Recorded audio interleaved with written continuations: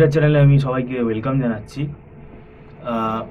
তোমরা সবাই জানো এবারে আমাদের ম্যাকআউট ইউনিভার্সিটির যে পরীক্ষাটা হতে চলেছে সেকেন্ড সেমেস্টারে, এটা জুন মাসে হবে। এবং যারা ম্যানেজমেন্ট কোর্সে রয়েছে, এমবিএ বা বিবিএ বা বিটেক হতে পারে, বিসিএ হতে পারে, হাতে এখন সময়টা কিন্তু আমাদের অনেক কমে গেল এবং ধরতে গেলে প্রায় ৪৫ দিন মতো আমাদের হাতে এখন রয়েছে। ঠিক এই মুহূর্তে কি করা উচিত, এবং যারা একেবারেই পড়লো না তাদের ক্ষেত্রে কি হবে? কারণ সব স্টুডেন্ট যে একেবারে প্রথম থেকেই পড়েছে এরকমটা নাও হতে পারে, কারণ আমাদের কাছে তো ফোন আছে, পরীক্ষার ১ মাস আগেও ফোন আছে যে আপনি পড়াবেন, এবং তাদের ধারণাটা থাকে ১ মাসও সিলেবাস কমপ্লিট করে দেওয়া যায়। তো এইরকম অভিজ্ঞতা থেকে আমরা ব্যাপারটা বলছি। তো এখন সব থেকে মুশকিলের বিষয় হলো যে সময়টা সত্যিই খুব কম, এবং এই কম সময়ের মধ্যে কতটা কমপ্লিট হতে পারে আমাদের সিলেবাস, এটা এমবিএ হতে পারে, বিটেক হতে পারে, এমসিএ হতে পারে। এই নিয়ে আজকে আমরা আলোচনা করব। আমাদের ডিরেক্টর মিস্টার সৌভিক দত্ত উপস্থিত আছেন, আপনাকে ওয়েলকাম জানাচ্ছি। প্রায় তো আর ৪৫ দিন মতো বাকি আছে, সময়টা এবারে জেনুইনলি খুবই কম। তো এই মুহূর্তে কি কি অসুবিধা হতে পারে স্টুডেন্টদের?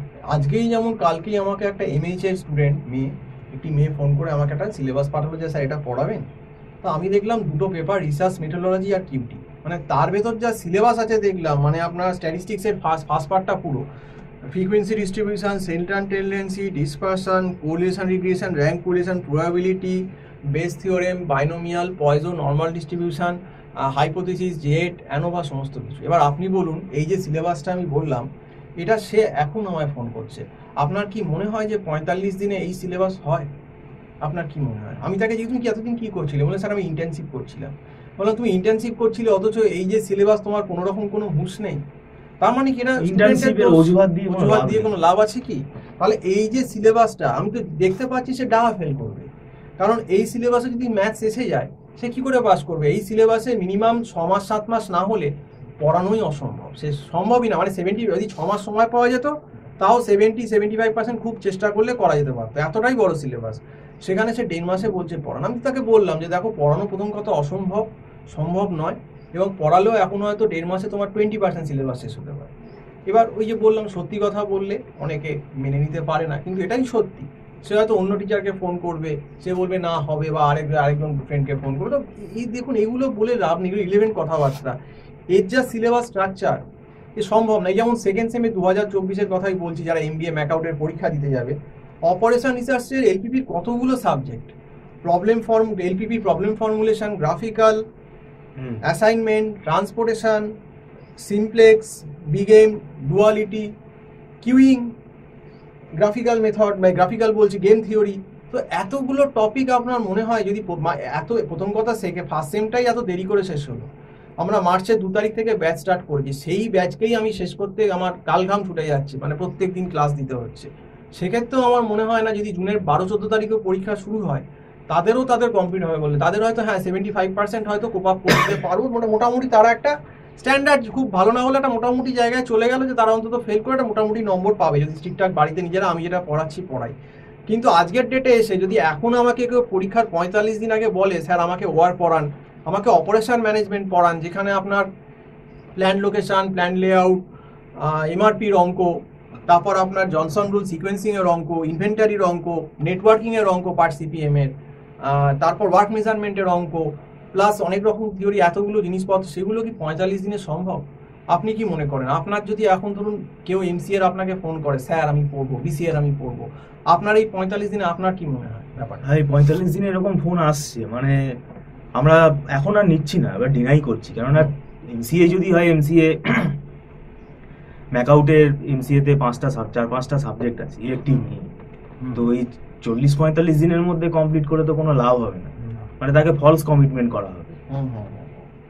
তো আমরা বুঝতে পারছি এই সাবজেক্টগুলো বানিয়ে সে লিখতে পারবে না, তার সাপ্লি চলে আসার সম্ভাবনা খুব বেশি। এবং সাপ্লি তো পাচ্ছে, আমি বলছি ২০২২-এর কথা, সাপ্লি পেয়েও কিন্তু ভয় নেই এদের মধ্যে, ভয় নেই না, আবার সাপ্লি পেয়েছে। আমি একটা ঘটনা আপনাকে বলছি, আমি ২২ সালে বোধহয় ছেলেটি আমায় ফোন করেছিল, তার এবার সে থার্ড সেম দিয়েছে বোধহয়, মানে ফার্স্ট সেমিস্টার তখন সে 22-এ মানে জুলাই আগস্টে ফোন করেছিল, যে তখন তো ওদের পরীক্ষাটা ফেব্রুয়ারিতে হলো, যারা 22-এ ছিল কিউটি বোধহয় জিজ্ঞেস করেছিল, তো সে আর আসেনি, সে তো ফেল করলোই।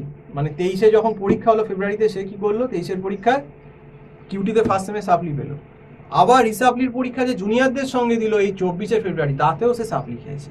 আবার থার্ড সেমেও দুটো পেপারে নাকি সাপ্লি খেয়েছে, আমি সেটা দেখলাম একটি ম্যাকআউটের একটি সাপ্লির বন্যা বয়ে গেছে। বন্যা মানে সে কিন্তু সেকেন্ড টাইম পরীক্ষা দিয়েও কিউটি ক্লিয়ার করতে পারলো না। তার মানে কিন্তু ম্যাকআউটে বোঝা যাচ্ছে রিসাপ্লির পরীক্ষাগুলোও কিন্তু এখন টাইট হচ্ছে এবং ক্যামেরা অন করে হচ্ছে। তাহলে প্রথমবার যে সাপ্লি পাচ্ছে সে আমি কিছু না পড়ে আবার সেকেন্ডবার পাস করে যাব, সেটাও কিন্তু এখন ম্যাকআউটে হচ্ছে না, কারণ ম্যাকআউট কিন্তু আগের থেকে এখন অনেকটাই স্ট্রিক্ট হয়ে গেছে। কাজেই যারা পড়াশোনা করনি, বিপদ ঘন্টা অলরেডি কিন্তু অ্যালার্মিং বেল এক্সামের বেজে গেছে, আর 45 ডেজ রিমেনিং আছে ম্যাকআউটের এক্সামে। যে কোনো যারা বিটেক পড়ছো, বিসিএ পড়ছো, এমসিএ পড়ছো, এমবিএ পড়ছো, বিবিএ পড়ছো, যে কোনো ডিপার্টমেন্ট হতে পারে, বা হসপিটাল ম্যানেজমেন্ট পড়ছো, তো যে কোনো ডিপার্টমেন্টই হতে পারে, অ্যালার্ম কিন্তু বেজে গেছে। এবং যারা ঠিক করে সিরিয়াসলি পড়াশোনা করনি, যাদের চোখ এখন এই মে মাসের এপ্রিলের লাস্টে বা মে মাসের প্রথম দিকে খুলছে, ম্যাক্সিমাম চান্স, আমি এটা ডিসকারেজ না, এটা আবেগের কথা না বা কোনো আমি বলছি না, যে এটা খুব প্র্যাকটিক্যাল কথা, যাদের পেপারগুলো ম্যাথ বেস, যাদের পেপারগুলো ফাইন্যান্স বেস, অপারেশন বেস, তাদের কিন্তু 60% 70% চান্স কিন্তু সাপ্লি খেয়ে যাওয়া। কাজে আমি আগে বারবার বলছিলাম যে বাচ্চা প্রথম থেকে পড়ো, সবাই কিন্তু পড়া শুরু করে দাও, যদি নিজে নাও পড়তে পারো কোনো একটা সিনিয়র ফ্যাকাল্টি গাইডলাইন নাও। অনেকেই সেটা অমান্য করেছেন এবং স্টুডেন্ট এখন, আপনাকে তো বলেছিলাম, ক্যাজুয়াল হয়ে গেছে। এখন পশ্চিমবঙ্গের স্টুডেন্টের ম্যাকআউট বলুন বা প্রাইভেট যারা পড়ে, এই ক্যাটাগরিটাই তাই। হয়তো কয়েকজন স্টুডেন্ট ভালো আছে, সবাইকে খারাপ বলছি না, কিন্তু একটা মুষ্টিমেয় সংখ্যক স্টুডেন্টই হচ্ছে ওপর চালাক, যে আমি সব কিছু নিজে করে ফেলবো, এবং তার জন্যই লাস্টে গিয়ে কিন্তু আর এরা নিজেরা সামলাতে পারছে না, সাপ্লি খাচ্ছে। আপনি তো নিজেও দেখেছেন বিসিএতে আপনি টেকনোর কি শুনছেন, সবাই কি পাস করে যাচ্ছে, পাস করাচ্ছে এখন? না, বা এমসিএ তো কি সবাইকে পাস করিয়ে দিচ্ছে? না, সাপ্লি হচ্ছে তো, সাপ্লি হচ্ছে। তো এই জন্যই বলছি বি অ্যাওয়ার্ড। এদের অসুবিধাটা কি হবে, প্লেসমেন্টে এরা বুঝতে পারবে না, এদের এই সাপ্লি যদি থেকে যায়। সাপ্লি থেকে যায় ভালো কোম্পানিতে অ্যালাউ করবে না, ডেফিনেটলি। আমাদের তো অ্যালাউ করছে না, অনেকেই বলছে ব্যাকলগ ক্লিয়ার করো। ব্যাকলগ যদি ক্লিয়ার না থাকে, সে তো সার্টিফিকেটই জমা দিতে পারবে না। যে কোর্সটা করছে সেই সার্টিফিকেট জমা দিতে পারে, সে রিক্রুটমেন্টই তার হবে না কোম্পানিতে। সে যে এত টাকা দিয়ে পড়লো, এত বছর সময় নষ্ট করে, 2 বছর হোক, 3 বছর, 4 বছর, যে কোর্সই আসুক না কেন, যদি প্লেসমেন্টের সময় সাপ্লির জন্য আটকে যায়, তো এর থেকে তো খারাপ আর কিছু হতে পারে না। যাই হোক, আজকে এই অবধিই বললাম। যারা এখনো 45 দিন সময় আছে, যতটা পড়ার, যারা তোমরা পড়ছো, আমি বলবো ভালো করে পড়ো। 45 দিনটাকে যতটা সম্ভব কাজে লাগাও, কারণ এক একটা দিন করে কিন্তু সময় কমে আসছে পরীক্ষার, এটাই তোমাদেরকে বলবো। তো আজকে এই অবধি বলেই শেষ করছি। সম্পূর্ণ ভিডিওটা দেখার জন্য অসংখ্য ধন্যবাদ, নমস্কার।